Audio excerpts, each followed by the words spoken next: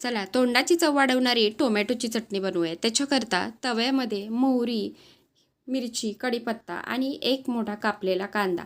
आता अर्धी वाटी भिजवलेली मस्त अशी मुगाची डाळ, मटकीची डाळ पण चालेल. हळद, तिखट, मीठ टाकायचं. मिरची टाकली त्याच्यामुळे तिखट थोडंसंच घाला. चांगलं चुरचुरीत होईपर्यंत ह्याला परतून घ्यायचं. आता त्याच्यामध्ये 4 पिकलेले टोमॅटो बिया काढून धुवून व्यवस्थित अशा बारीक कापून घ्यायचे आणि त्याला परतून घ्यायचं. आता ह्याला एखाद मिनिट असंच आपण परतून घ्यायचं आहे. वरून लगेचच आपण ह्याच्यामध्ये दाण्याचा कूट टाकायचा, कोथिंबीर टाकायची. आपण ह्याच्यामध्ये मीठ पण अगोदरच घातलेलं आहे. व्यवस्थित असं ह्याला परतून घेऊया आणि लगेच आपण ह्याच्यावरती झाकण ठेवायचं आहे. आता झाकण ठेवून ह्याला व्यवस्थित अशी एक वाफ आणायची आहे. एक वाफ आली की आपली इथे टोमॅटोची चटणी तयार झाली आहे.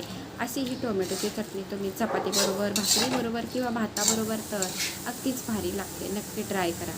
आवडल्यास एक लाईक करा.